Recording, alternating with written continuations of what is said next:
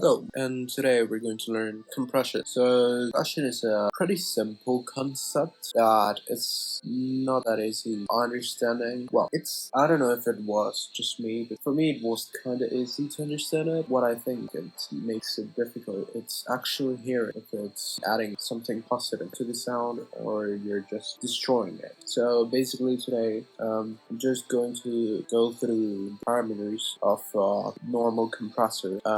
This time I'm using the glue compressor. This is a stock compressor from Ableton, the software I use. I'm going to start with what I think it's the most confusing thing, and it's the attack and release. If you are like in music, you will know that like the ADSR thing. The attack, decay, sustain, and release. So basically attack and release are basically the same thing than the ADSR thing. Attack means how much does the compressor will take until attack is how much does the compressor will take to react to the signal when it crosses the threshold, and release it's just the time in which the compression will be totally turned off after the signal goes down the threshold with ADSR.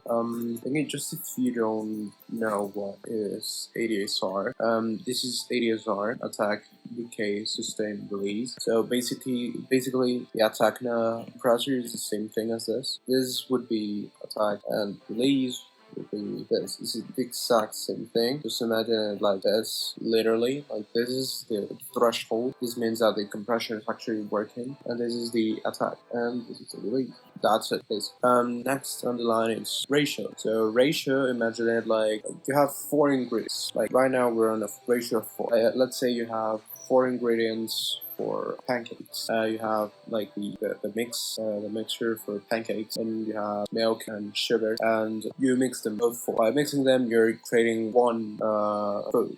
But in separate, they're all 4 food. If you think about it like that way. So basically, what ratio means is that it's literally that you're making 4 dBs. Like I said, we're now in ratio 4:1, ratio 4. That means we're make 4 decibels from the original signal into 1 dB. Exactly the same as with the example of pancakes. We're making 4 ingredients that are perfectly fine foods by separating, but we're making them into 1. That's ratio in a nutshell.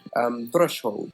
Threshold is basically the volume in which the compressor will start working. Let's say we have a threshold of negative 16.5. Then that means that if the signal goes up negative 16.5, the compressor will react, will start the time within the attack, and when the attack passes by, it will start compressing at full. Then when the signal goes down 16.5 dBs, like goes lower, then the release will be triggered and will stop compressing. Makeup gain. Well, makeup or gain knob basically it could appear like that, like makeup or gain knob, or as in the other compressor in Ableton, it could be like an out knob.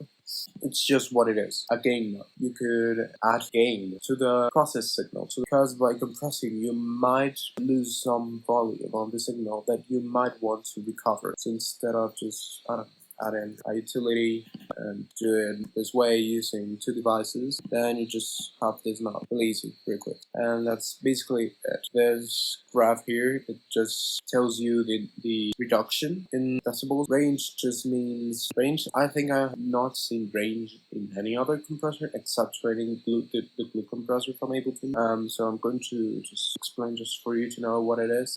Range just means how much the compression is going to be limited to. Right now we have a range of 70 dBs. That means that the glue compressor is allowed to compress up to 70 dBs. Like if you just want to reduce 5 dBs, and you just put the threshold, and doesn't matter the threshold, it's just going to reduce that. It's just going to limit itself to compress 5 dBs, not more. And yeah, soft clip it in terms of compression. As you can see, compression is not actually like a complex thing. It's just like understanding it. I don't think it's like a complex thing, but actually hearing if what are you doing, it's actually positive for the sound.